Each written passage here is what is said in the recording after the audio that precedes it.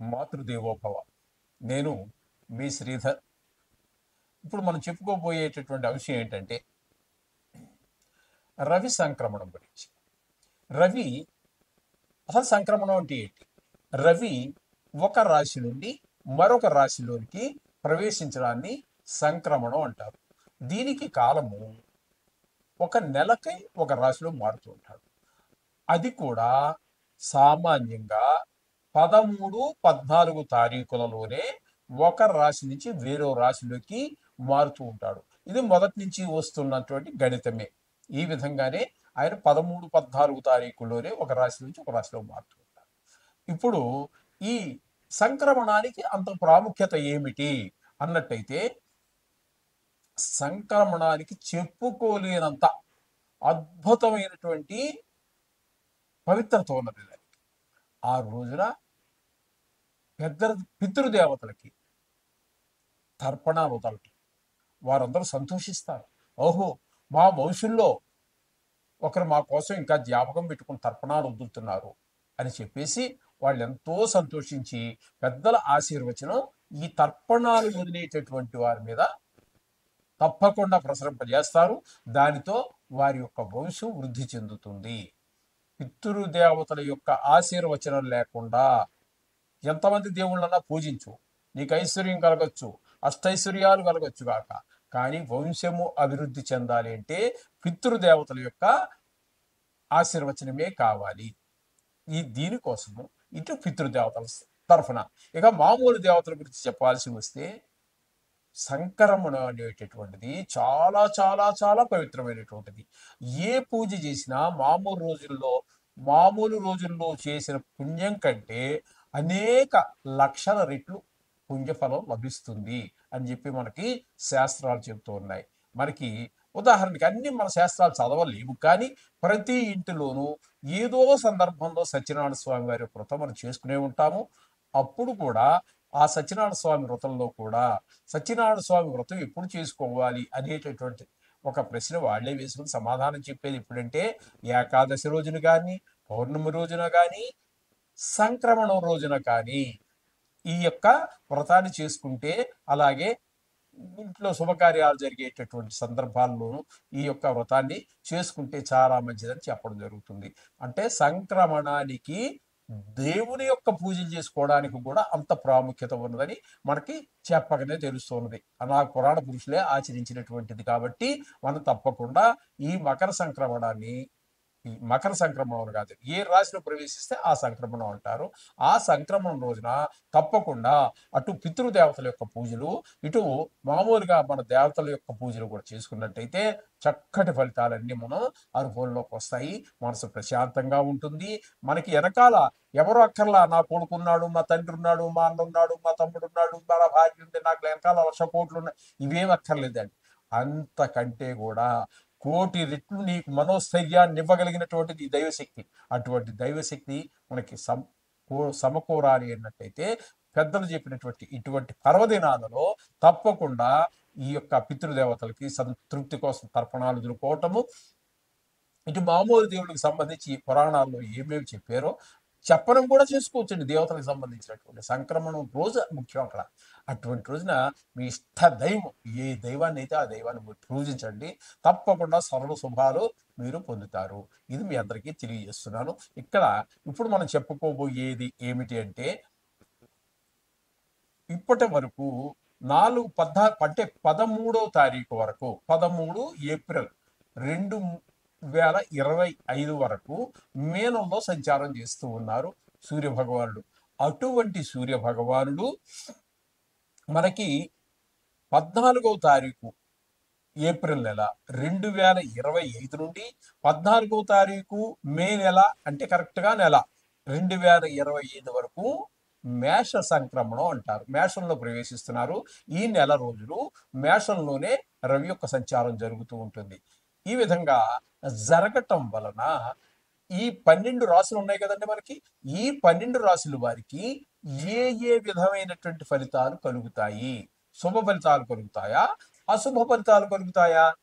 ఒకవేళ శుభ ఫలితాలే కలిగేటట్టయితే ఏ ఏ విషయాలలో శుభ ఫలితాలు కలుగుతాయి? అశుభ ఫలితాలు కలిగేటట్టయితే ఏ ఏ ఏ ఏ అశుభ ఫలితాలు కలుగుతాయి అనేటువంటిది మనం ముందుగా తెలుసుకున్నట్టయితే దానికి తగినటువంటి పరిష్కారాలు చేసుకోవడానికి మనకి అవకాశం కల్పిస్తుంది కాబట్టి దీన్ని మనం జ్యోతిష శాస్త్రంలో చెప్పుకోవడం జరుగుతోంది. భూతకాలం గురించి అక్కర్లేదు, అందరికీ తెలిసిపోయిందే. వర్తమానం ఎలా జరుగుతుందో అందరికీ తెలుసు. ఇక దీనికి ఎందుకు ఇంత ప్రాముఖ్యత అంటే మన భవిష్యత్తు, ఈ భవిష్యత్తు ఎలా ఉండబోతుంది, రేపు ఎలా ఉండబోతుంది, వారంలో రేపు వారం ఎలా ఉండబోతుంది, రేపు నెలలో ఎలా ఉండబోతుంది, రేపు సంవత్సరం ఎలా ఉండబోతుంది, రాబోయే నా జీవితకాలం అంతా ఎలా ఉంటుంది అనేటువంటి తెలుసుకోవడం కోసమే మనకి ఈ జ్యోతిష్ శాస్త్రాన్ని మహానుభావులు మనకు అందించారు. కాబట్టి అటువంటి వారికి ప్రణామం చేసుకుంటూ ఈ మేష సంక్రమణం గురించి ఇప్పుడు ఏ ఏ రాశుల వారికి ఏ ఏ ఫలితాలు వస్తాయనేది తెలుసుకునేటువంటి ప్రయత్నం చేద్దాము. మేషరాశి వారికి 14వ తారీఖుని ఏప్రిల్ 14న మేషరాశిలో ప్రవేశిస్తూ ఉన్నారు. మేషరాశి వారికి అప్పటి నుంచి 14వ తారీఖు మే నెల 25 వరకు అంటే నెల రోజులు ఏ విధమైనటువంటి ఫలితాలు ఇస్తాడు అంటే మేషరాశి వారికి జన్మంలోనే రవి యొక్క సంచారం జరుగుతోందని మనకి అర్థమవుతోంది. కాబట్టి ఈ నెల రోజులు వారికి శుభ ఫలితాలు ఇస్తారా అశుభ ఫలితాలు ఇస్తారా అన్నట్టయితే శుభ ఫలితములను ఇవ్వజాలరు, అశుభ ఫలితాలు ఇస్తారు. అశుభ ఫలితాలు అంటే ఏ ఏ విషయాలలో ఏ ఏ రకంగా ఈ అశుభ ఫలితాలు ఉంటాయి అని తెలుసుకునే ప్రయత్నం చేద్దాము. సశాస్త్రీయంగా తెలుసుకునే ప్రయత్నం చేద్దాం. ఇందులో నా కవిత్వం కానీ నా పైత్యం కానీ ఏమీ ఉండదండి. శాస్త్రం శాస్త్రం శాస్త్రం ఎంతవరకు చెప్పిందో అంతవరకే చెప్తాను. ఆ పైన ఒక్క మాట కూడా చెప్పడం జరగదు. అయితే ఇక్కడ శాస్త్రం చెప్తున్నటువంటి శ్లోకాన్ని చెప్పుకుందాం.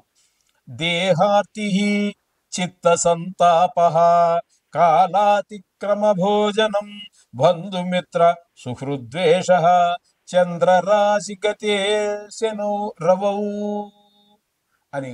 చంద్రరాశి అంటే జన్మంలోనే రవి కనుక ఉన్నట్టయితే, ఈ సూర్య భగవానుడు ఉన్నట్టయితే అక్కడ వారికి జరిగేది ఏంటి అన్నట్టయితే దేహాతి శరీరంలో ఒక రకమైనటువంటి రోగాలు ప్రవేశిస్తాయి. చిత్త సంతాప మనోవిచారం, కాలాతిక్రమ భోజనం కాలాన్ని అతిక్రమించి భోజనం, రోజు ఒకే టైంకి భోజనం చేసినట్టయితే అసలు డాక్టర్తో మనకు పనే లేదు. ఈ డాక్టర్లు నా చిన్నప్పుడు కూడా ఇంతమంది డాక్టర్లు, ఇంతమంది వైద్యులు, ఇన్ని హాస్పిటల్స్, ఇన్ని మందుల షాపులు, అందులో హోమియోపతీలు ఇవేమీ లేవండి, అల్లోపతీలు ఏ పతీలు లేవండి. మనకున్నది ఆయుర్వేదం ఒకటే. అప్పుడు చాలా ఆరోగ్యంగా బతికారు. ఏదైనా వస్తే చిన్న చిన్న వచ్చే మనిషి నాకు రాకుండా పోవు, దానికి ఆయుర్వేదాన్ని మందుగా స్వీకరించేవారు. అది కూడా మూడే, అందులో చెప్పండి రోగానికి కారణాలు, ఇన్ని రకాలు, ఇన్ని టెస్టులు, ఇన్ని డయాగ్నిక్ సెంటర్లు ఇవేమీ లేవండి. మూడే. ఏంటవి? శ్లేష్మ, పిత్త, వాత అనేటటువంటి మూడే మూడు కారణాలు ఆయుర్వేద రీత్యా వేదంలో చెప్పబడి, వేదానికి వేదాంగమే ఆయుర్వేదం అనేటటువంటిది. దానిలో చెప్పబడినటువంటి మూడే మూడు కారణాలు మనిషికి అనారోగ్యం చేరుకున్నట్టే వాత, పిత్త, శ్లేష్మ అనేటటువంటిది. ఇందులో వారు డాక్టర్ గారు ఏం చేసేవారంటే, ఆయుర్వేదం డాక్టరు ఇలా చేయి పట్టుకునేవారు. దానికి పెద్ద కోర్సులు ఏం లేవండి ఆ రోజు, పెద్దల ద్వారా సంక్రమించినటువంటివి. ఇలా పట్టుకొని ఇక్కడ ఈ మూడింటి దగ్గర ఎక్కడ నాడి కొంచెం భిన్నంగా కొట్టుకుంటుందో చూసి దానికి తగిన మందు ఇచ్చేవారు. అంతే. ఆనాడు ఇన్ని రోగాలు, ఇన్ని డయాగ్నిక్ సెంటర్లు, ఇన్ని స్కానింగ్లు, ఇన్ని ఇవేమీ లేవండి. హాయిగా ఉంది. అయితే ఇక్కడ ఇవన్నీ కూడా మనకి కాలాన్ని, ఒకే భోజనం చేసేటటువంటి సమయాన్ని గనక నిర్దేశించుకుని ఒక 10 నిమిషాలు అటు ఇటులో, మరి ఏదో మెడలో తాడి కట్టేటట్టుగా పుష్కరాంశ దగ్గరికి వెళ్ళి మీరేమీ చేయక్కర్లేదు. ఒక అరగంట అటు ఇటులో ఒకే సమయాన్ని నిర్దేశించుకొని భోజనం చేసినట్టయితే మీకు రోగమే రాదు. భోజనం చేసిన తర్వాత కొన్ని నియమాలు చెప్పారు, భోజనానికి ముందు కొన్ని నియమాలు చెప్పారు. వాటిని, ఆ భోజనానికి ఏమేమి నియమాలు చెప్పబడి ఉన్నాయో అవి పాటించినట్టయితే అసలు డాక్టర్తో మీకు పని లేదు.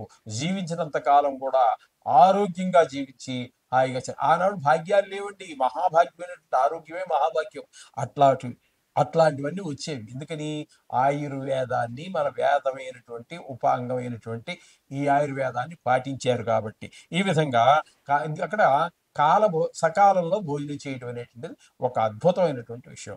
అటువంటిది కూడా ఈ సూర్య భగవానుడు జన్మరాశిలో ఉన్నప్పుడు మనకి లభించదు. బంధుమిత్ర సుహృద్వేష్ట, బంధుమిత్రు బంధువులు మిత్రులు వీళ్ళందరితో కూడా మనకి కలహం సంభవిస్తుంది అని చెప్పేసి మనకి ఇక్కడ శాస్త్రకారుడు చెప్పినటువంటి శ్లోకం అండి. ఇది శాస్త్రమే చెప్తున్నాను మీకు, ఇంతకు మించి నా పైత్యం ఏమీ లేదు.